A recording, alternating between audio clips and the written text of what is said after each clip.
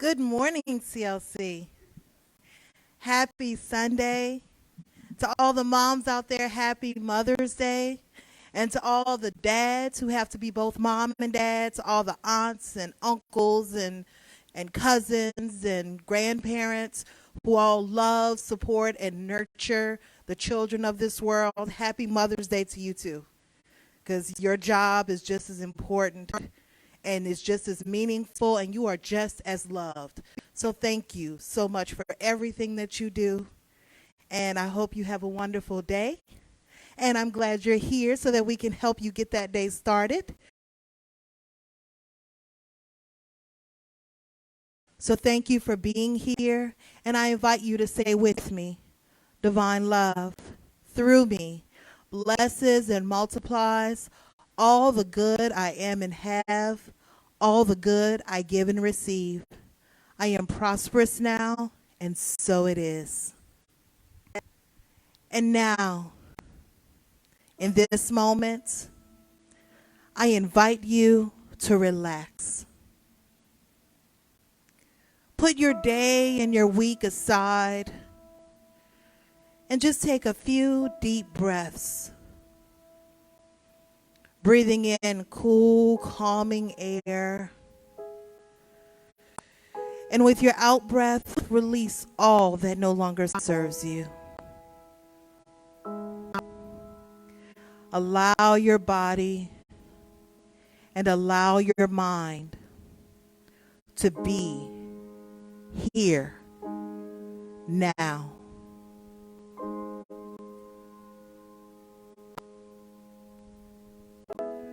Universal love enfolds me. Universal wisdom inspires me. Universal spirit enlightens me. Universal power encircles me. I am one, and all is well.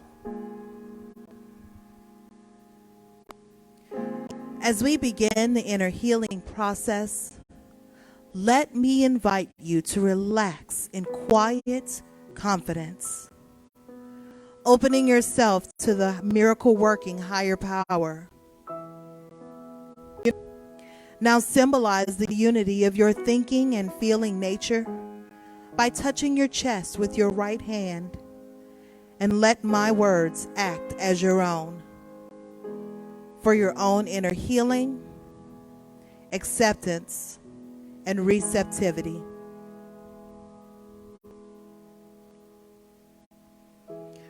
I acknowledge that there is a power, intelligence, and wisdom greater than my own.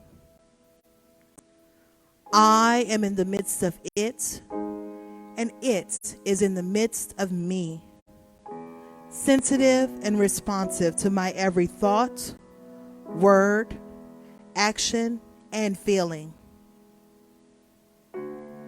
I now make this true for myself by stating aloud, I acknowledge.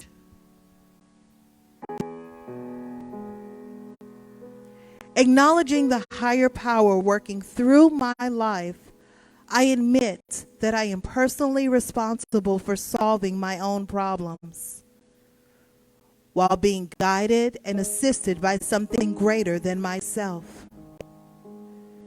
As I am ready to surrender the conflicts of my ego to the wisdom of the infinite presence, I simply speak these words: I surrender.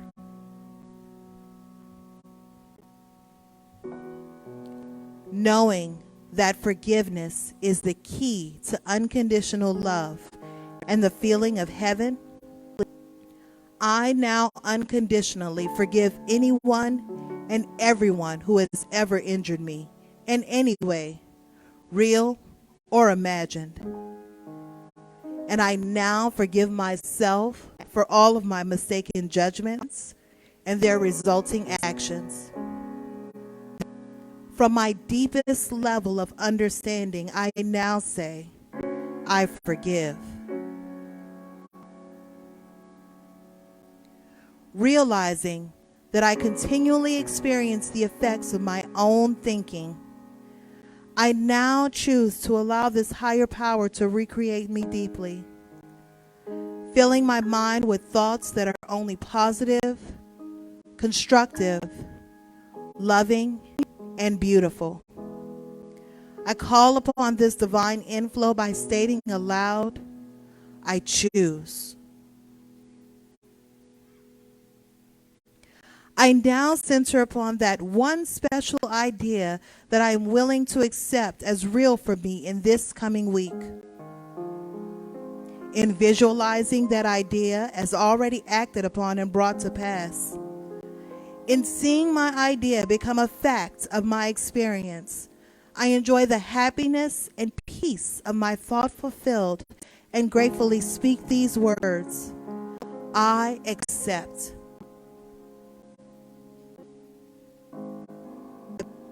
Knowing that I have an everlasting place in the midst of the power that sustains all creation, as well as the support of all those around me, I allow myself to relax in the peace of fulfillment and gratitude and say, I release.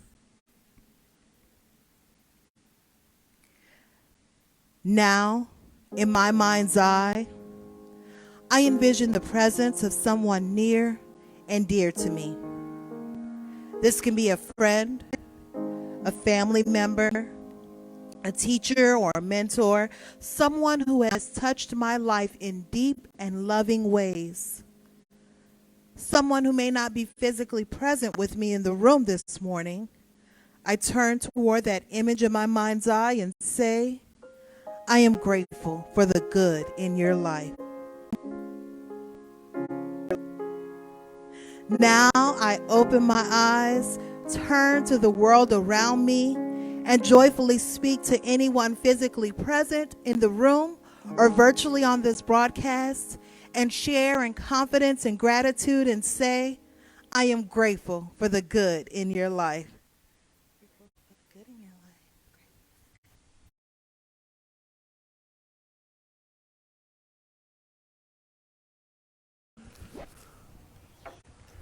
Ain't it good to know you got a friend? Do you hear mom in your head saying, isn't it good? How many times have I told you, isn't it good? Before I get started here, I have an internet assignment for everyone. You can do this later. You don't have to do it, well, you don't have to do it at all, but you don't have to do it during the talk. But you know, the last week and many of the previous weeks, I've been bringing up the I am. Well, you all right there? I followed a vehicle here today, and it had one of those specialty license plates with, like, you know, colleges and sports teams and stuff. Well, the left-hand third of the license plate was light blue with white lettering, and at the top it said, I am. And I couldn't read the rest of it. And I didn't want to chase these people down. I didn't have time, and it's rude, you know, to tailgate somebody just to read their license plate. So, TxDOT or somewhere you can go, and I'm very curious to know what follows the I am on the license plate. But I wish you a happy Mother's Day. And that Carole King song said a whole lot of it. I just have a little bit to add, which comes from a poem by Naira Waheed. It's not quite haiku, but it's real short. My mother was my first country, the first place I ever lived. My mother was my first country, the first place I ever lived. You have people ask you where you're from. You say a neighborhood or a state or a different country. But the first place you lived was in her. And when you were in her, all your needs were met. I'm a New Yorker, so sometimes I say huh. But when you were in the womb, you were fed, you were warmed, you were cooled, you were comfortable. That was your first experience. And then you emerged into a bright, colder world that you had to begin to navigate. And suddenly you were outside of her, and suddenly the people that you had relationships with, your father, your siblings, whoever was in the household, you know, they were external to you. And it's said that the first moment of individuation that a child has is when, in the crib, I suppose, they move their little hand, and the whole ceiling doesn't move, the whole house doesn't move, the whole of reality doesn't move, and suddenly they realize, oh, I am me, and there's an out here, and I can't control it. And when a child cries for food or cries to be changed, and somebody doesn't immediately come running, it's like the first betrayal in life. It's the first, but I needed something, and it's not here, because when we were in the womb, without our even having asked, it was provided.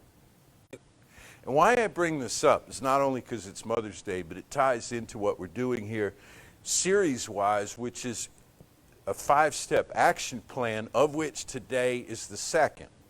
The first being the recognition that there is one life, that life is spirit, that life is all the life there is. And today, the identification with that life, or unification with it. We're already unified with it, but we're going to unify consciously with it. We're going to identify with this one life.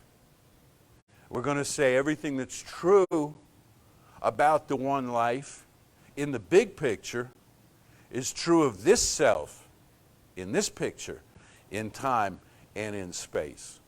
All power is available. All wisdom is available. And still, when I move my hand, the room doesn't move. So what I'm managing, what any of us is managing, is our own experience of reality. And when we manage our own experience of reality and know that we're doing that, then reality is free to change. It's free to begin to catch up with us. It's your first country. If you're American, or you're Mexican, or you're Egyptian, or Norwegian, or whatever ethnicity you might be, your first country on this earth was your mother, was the divine feminine, as represented through your mother, through who she was and what she means to you. And as Danielle beautifully put it in the opening, it's your mother, your aunts, your grandmother, your cousins, your sisters, and it's also not gender narrow, gender exclusive, where you get your mothering energy from. What is mothering energy psychically? What do we need today? You know, I don't need somebody, I'm pretty capable, you're pretty capable, I don't need somebody to feed me. I don't need somebody to dress me and send me off to school. You know, right, you know, we've developed coping skills and all kinds of wisdom as we've gone along the way. But here's what I do need, and here's what I think all of us need, is a place where we can go and say, I'm confused about my life, about what's going on and what I should do and how I should react, and be met with, I'm sure you'll figure it out, and I'll hold you while you do. That's what we can all use, okay? She, be it mom or the divine feminine, is not going to tell us what to do. There was a time when she did, within, you know, bounds, and there were rules and stuff that she laid down for how to keep us safe, because we didn't know any better, you know? I mean, one of the first things I remember hearing is, don't walk out between parked cars, If you live in, an environment where people parallel park and there's traffic in the street, do not walk out. And I still to this day won't walk out between parked cars, even though I can see over them and there's nobody coming for blocks. You go to the corner and you know what I'm saying? So yeah, there's stuff that she tells us and all kinds of stuff along the way as we learn. But what she still offers, whether she's on this earth or has ascended, or we're talking about a generality of mothering energy from the goddess. What she offers is, look, I can't get between you and your consequences, but I can love you through them. See?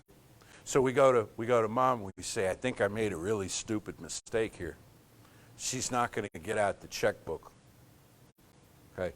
She's not going to fix it, but she's going to say, well, now you know.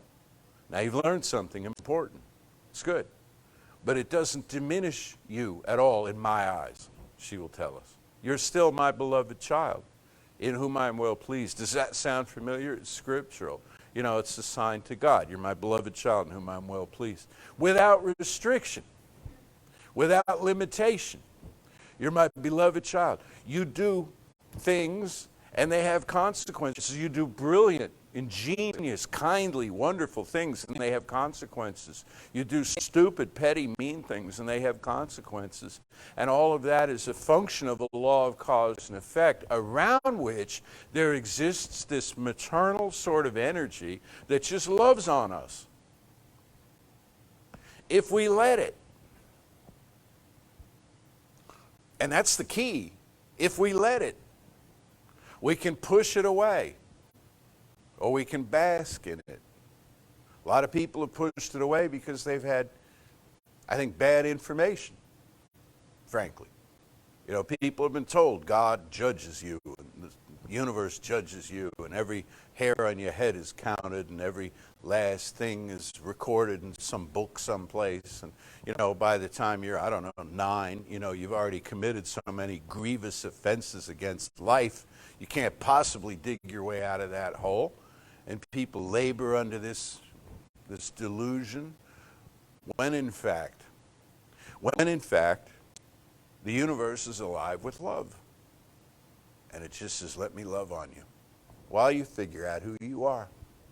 While you figure out who you are. And when we do wonderful things, it's proud of us, but not in a surprised kind of way. You ever have somebody say, I'm proud of you, and you're kind of like, ooh, I don't like the feel of that. It's like, I just did this thing, and it's like, who are you to be proud of me? Or I don't know, it seems like you feel you're judging me, you're holding me in a place where I so exceeded your expectations, you're like astonished that, something worked out for me. Well, it's like, this mothering energy is proud of us, but it's not surprised when we find ourselves, when we pick up our own divine destiny and begin to work with it. It's like, I knew you'd come to this eventually. And now you did, and that's great, and there's a certain detachment there. And this is what they actually teach in parenting courses and stuff, so I'm told. Is, don't be so, if you're a mother, so wrapped up in your kids that it's like you merge personalities. They have to have a distinct reality of their own. As a matter of fact, it occurs to me in the christening ceremony that we use here, there's a Khalil Gibran passage that's recited about let your children be as living arrows sent forth from the bow. You are the archer. You, the parent, are the archer, and let your children be sent forth as loving bows, living arrow, loving bows, living arrows. You get the picture. Let them be who they are. Let them fly in their own way. You've heard the expression about helicopter parents, people who hover over, Well, you don't want helicopter anything, really. I mean, it's creepy if you have people in your life just waiting for you to make a mistake, waiting for you to fall so they can pick you up. People who are waiting for you to fall so they can pick you up will eventually trip you so they can pick you up. And that's a whole other psychological ball game we'll get into some other time. The main thing for today is to realize that you are loved by this energy that actually has been depicted as maternal, as a goddess, as a set of goddesses for a very long time, like pretty much ever, in the human understanding of things. Because that seems to be the nature of motherhood. Fatherhood tends to have a little more of a judgmental aspect to it. I think that's largely unfair, and we'll talk about that in June when that time comes. But for the mother aspect of you, look well to spirit, just as you look well into your own family. Today is called by some the Festival of Brunch. The Festival of Brunch. So we give mom brunch, or we give mom grocery store flowers and a card. We do something nice for mom. You should call your mother. You should call your mother. This is good. Let her know. Let her know you're thinking of her on this special day. And if she's off the planet, it'll cost you nothing. There's no brunch, there's no tip, there's no flowers, there's nothing. It'll cost you nothing but heartache. Because there will be some, I get misty about, my mom's been gone 26 years, and it's Mother's Day. I think about her, more than just one day a year, but it's like, I think about her, and I was thinking about her this morning, and I was thinking about how privileged I have been to have really strong women in my family coming up. My grandmother, who was the matriarch of the family, born in Denmark, raised in Denmark, and then second half of her childhood in Ireland. She got on a boat out of Cork, I think it was, or the seacoast by Cork, and came to this country alone. Alone. She decided she wanted to be Danish girls in those days went one of two, if they left Denmark, they went one of two places. The United States or Russia, because it was pre-revolutionary Russia, And I don't know I never thought to ask what her decision-making process was that, had her come here, but she had a cousin, but she didn't meet up with the cousin for a long time. But anyway, she came here through Ellis Island by herself. I thought, man, that's nerve. That's a fearless woman, should do that. And my mother took after her. And I remember a time we were I didn't know I was going to get into personal stories today, and I realize this is now all over the internet everywhere, but that's all right. I'm too far into to stop now. So when I was a little kid, my mother and grandmother and aunt and I decided that we should go on a cruise on a freighter. And you can do this to this day. It's not as easy as it was, but you can do it. And you go on a freighter. There's no casino, there's no disco, there's no nothing. It's a working freighter, and you hang out with the crew and you eat with the crew. But what you get is a real view of the sea and sailing and navigation and all. They had me up in the bridge, and you go to these ports and you see the industrial sides to ports, and then you get, you have liberty basically on shore where you can go and hang out. And we went on this long, pretty much all summer cruise through the Caribbean and South America, and it was awesome.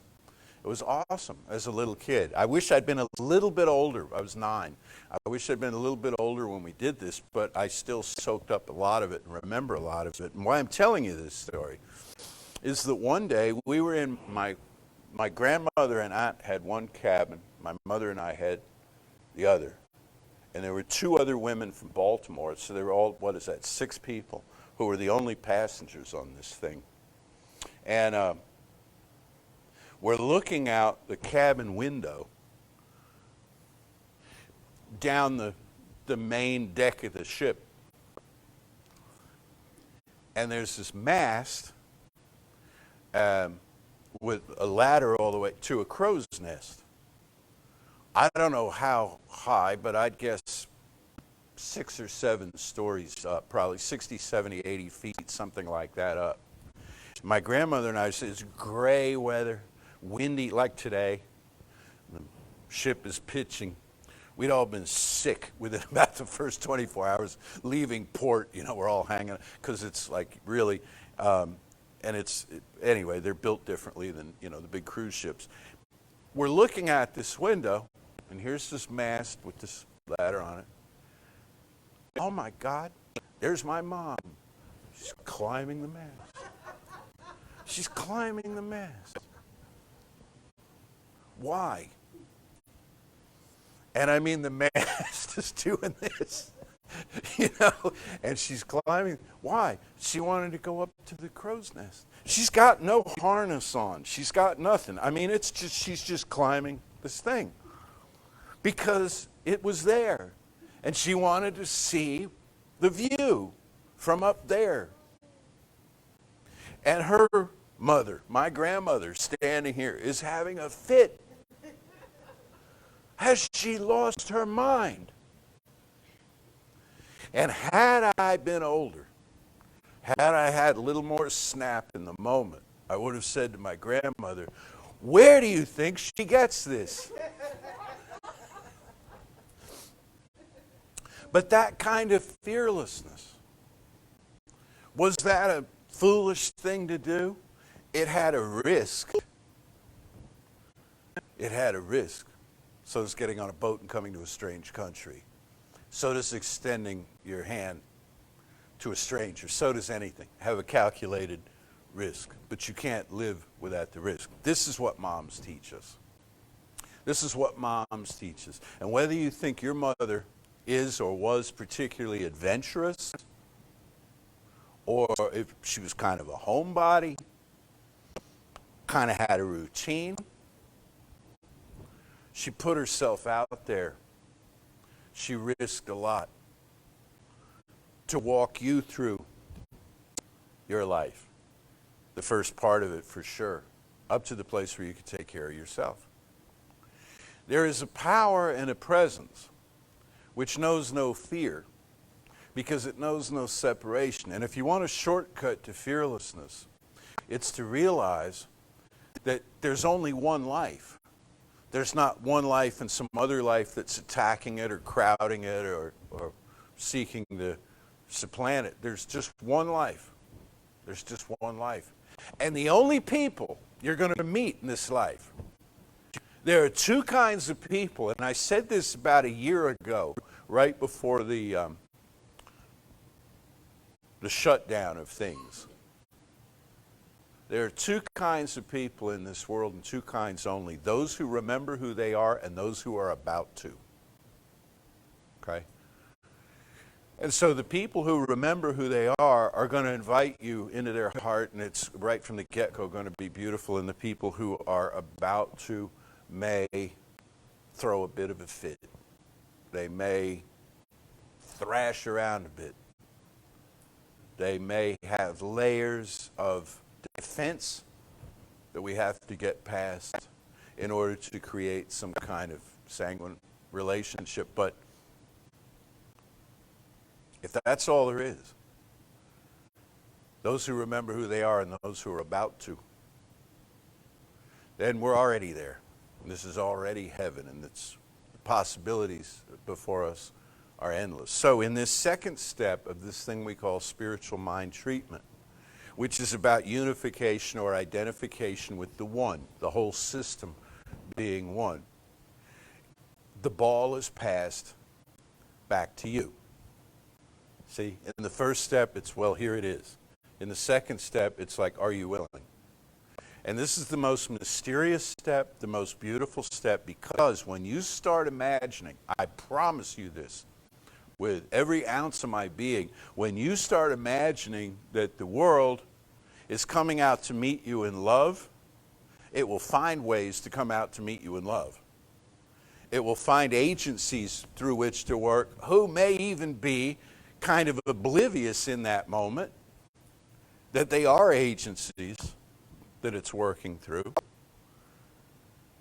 And the world will be a happier place for you and a more peaceful place for you, which in turn will cause you to have fewer phobias and neuroses and and quick triggers to react to things, which in turn will make you a more, what shall we say, healthier person, and a place where peace happens, and a place where harmony happens, and a place where joy happens. That's the big picture. And that's our place in the big picture, is to be the bringers of light, to be the expressions of spirit. But even if there were not an assignment attached to it, even if it were not about, building a world made of people and living things, just to know that there's a place you can go in consciousness that embraces you just the way you are and does not seek your reform. I love that. I read that someplace.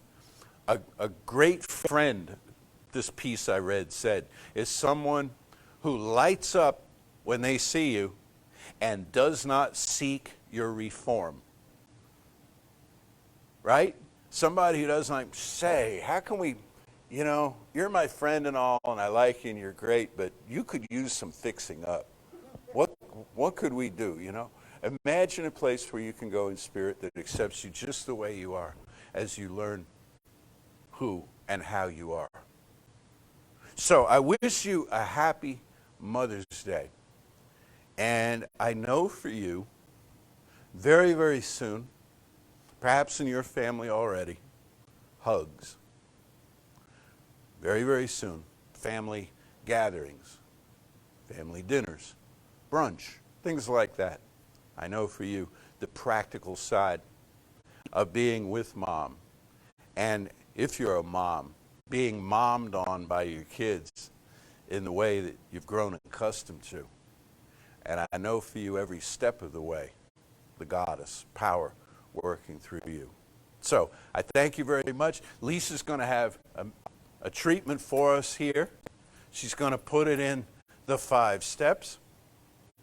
I wonder if I might ask Danielle, if you would in the comment section list the 5 steps, please. And we will, next week is exciting. It's on realization. It's on manifestation. It's on demonstration. It's on creativity. It's about using the law of mind to create stuff out of seemingly nowhere in your life. But it all comes from the one. So, happy Mother's Day to everybody, and we will see you right here next week, 11 a.m. Central Daylight Time on KCLC. I want to thank Peter really quick because he untangled this cord, which Danielle and I have been arguing with for months. Since he's sitting there, he saw it and took care of it, so I appreciate that. Thank you very much. So I don't have to do my tug every time. Well,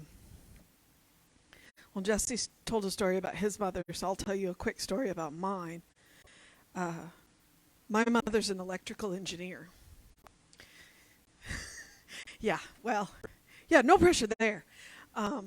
And the 2 things that she did that were really cool was she actually flew on a B-52.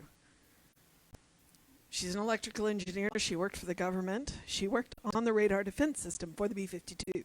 She got to fly on a B-52. So that's one of the cool things. The other cool thing is my mom dropped out of college to have me. And then when I was 8, she went back to school and worked her way through school, got an internship with the government, with the Air Force, and ended up staying with them for 33 years, and became an electrical engineer. So I don't know which one is cooler. Yeah, I do. There's no question. My mom going back to school when her kids were 5 and 8 and showing us that it's possible. So when I was 40 and decided to go back to school and get a master's degree, my mom had set a precedent. So moms are awesome and cool and strong and fragile all at the same time. And if I'm even this much like my mom, then I'm good. And the truth is I'm kind of a clone of my mother. If you look at my mother and I standing next to each other, there's no question that I am her daughter. So, and I'm sure that I'll tell you the same thing on Father's Day with my dad. So, I got my dad's personality. So, but that's mom. And now I feel kind of bad because Danielle didn't get to tell a mom story, so we'll make her do it next week, right?